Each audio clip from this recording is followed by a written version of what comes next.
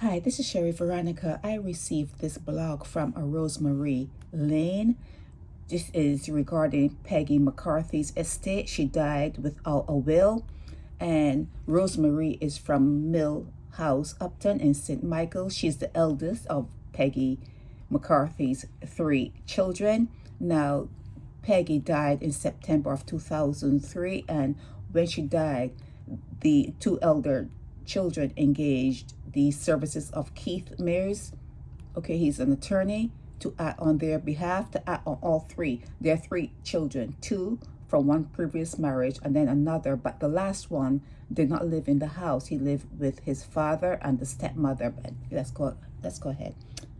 At that time, Rosemarie and Dave, as the older siblings from a previous marriage to Winston Layne, were advised to apply for letters of administration. Okay, so while they were doing that, Rosemarie discovered a pencil written note that her mother wrote from 1998, and she designated certain things to people, and she made the last son, who didn't live with them, the owner of the property. She left the property to the younger son, Nikolas. Okay, the property is located at Archcott Terrace in Britain's Crossroads, St. Michael. Okay, so when Rosemarie found the note, she actually, I'm gonna make a comment here and there, she actually gave it over to the attorney to say, hey, I found this note that my mom wrote, and these may have been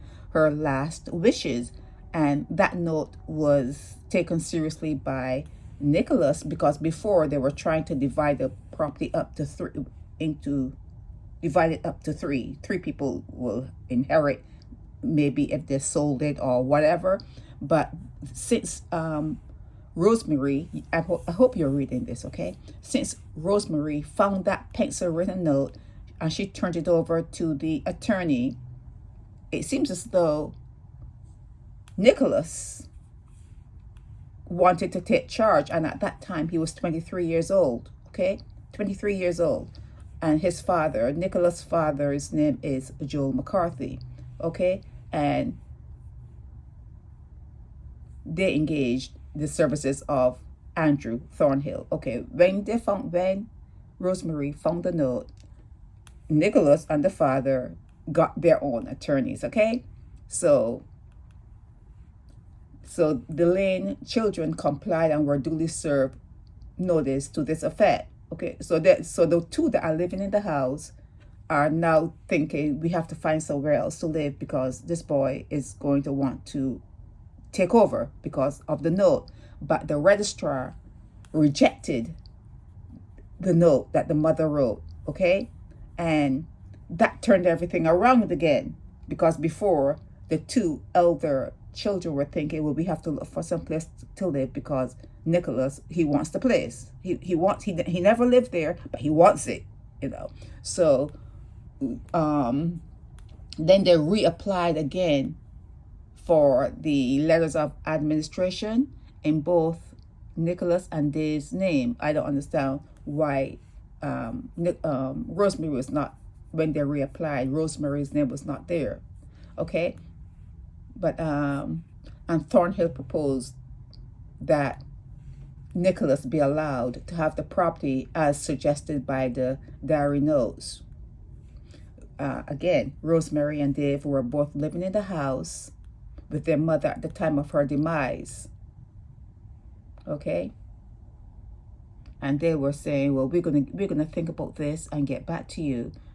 Okay, but anyhow, just read on and on and on. This is, like I said, it's pretty long. And what is happening is Nikolas had lived all his life with his father, see, and stepmother.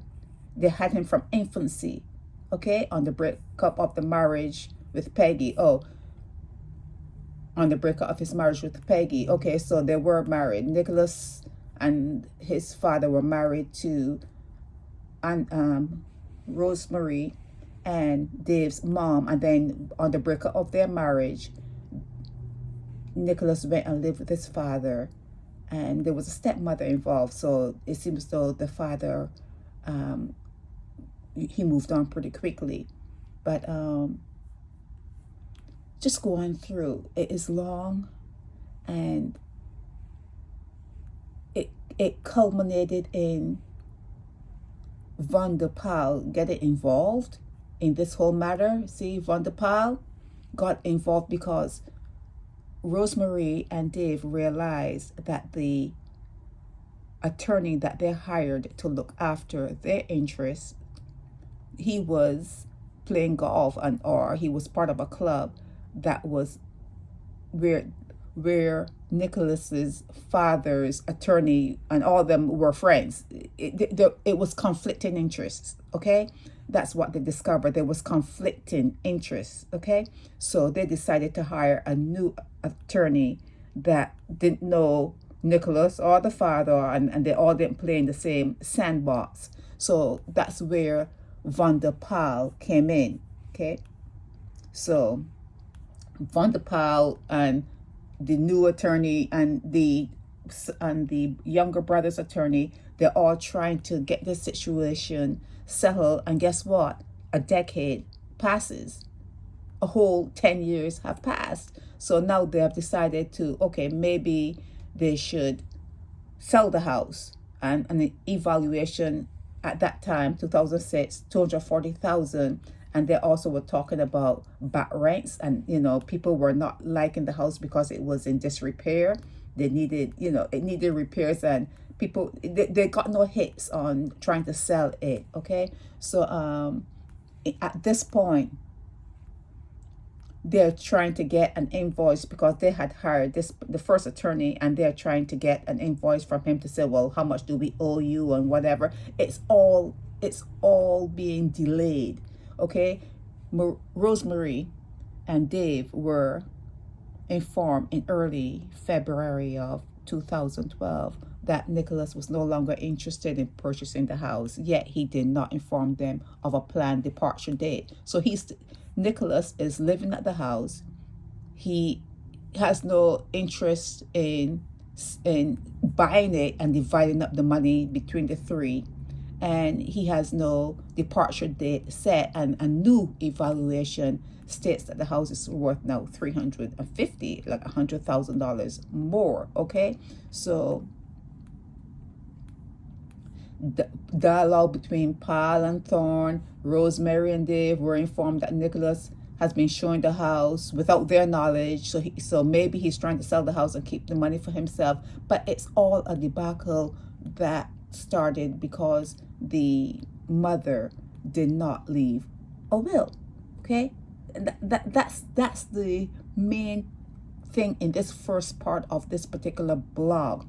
The mother died and she did not leave a will, and even leaving that, this is my comment, even leaving that note saying that she wanted her son that never lived at the house to have the house. What about Rosemarie and Dave that were living at the house and taking care of her while she was ill? What about them? Why did she just not have them remain in the house? That's something that needs to be asked, and something that I don't know if it would ever be known, because sometimes you can do the best of things and you think that people recognize it, and they don't.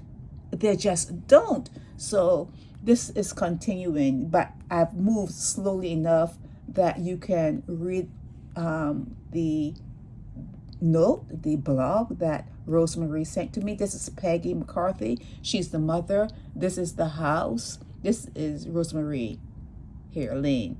And she has some notes and everything. I will put everything up. Yeah, see? Hoshana 8 Archcott Terrace in Britain's Crossroads, St. Michael, property of Peggy McCarthy. Yeah, so this will go up for you guys to see, and you can. I also have some letters that Rosemarie sent, but I have to look to make sure that birth dates and numbers like ID numbers, those things are blotted out. But yeah, this is the blog from Rosemarie Layne regarding the estate, the house, her mother's house, and the fact that because of a note, I would have burned that note if I were Rosemarie. I don't know why she even acknowledged that she found it. That put a kink in everything. And although people don't live anywhere and did not contribute to anything, if they're named as a beneficiary, if there's someone says, okay, I want you to have it, they don't care who lives there. They don't care about nothing. All they know is they see the dollar bills. They see that they can live for free. It's a house, and I never lived there. I didn't take care of my mom while she was there. I know that I have a brother and sister who were living there. Don't care. Don't care.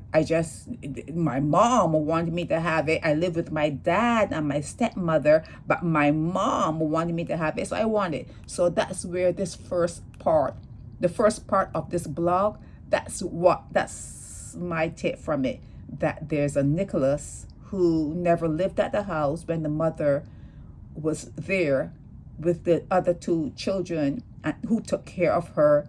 He was not there. And now that Rosemarie found a note and turned it over, that took a moral compass that a lot of us may not have. Okay, that's a compass that a lot of us may not have, because if you're living in the house and this guy never lived at the house, never even showed up for nothing, why would you turn over that note? But Rosemarie did. And like she says here, this is what happens when you're too honest.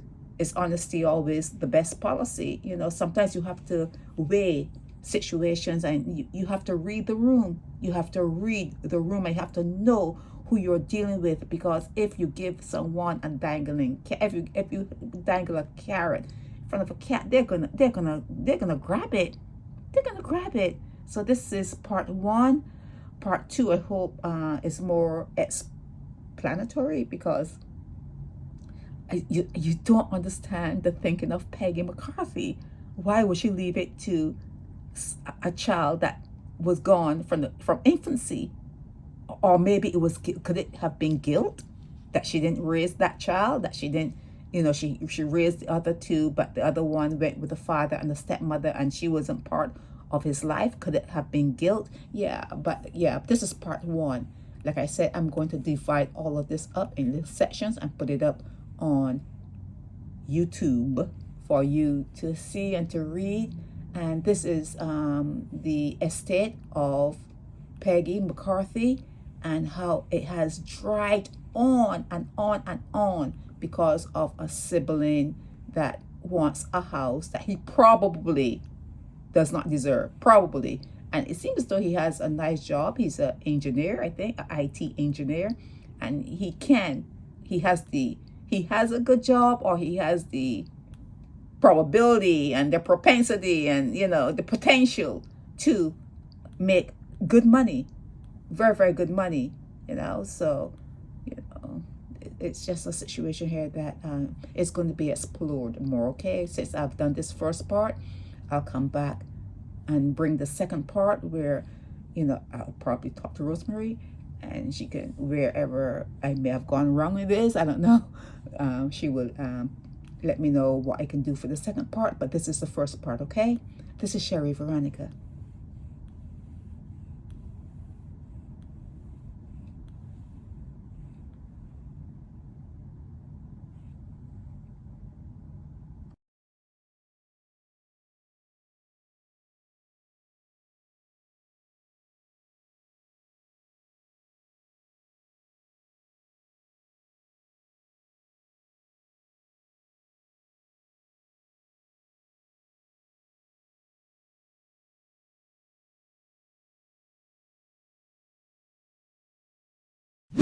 Help me spread the word about Naked Departure via social media.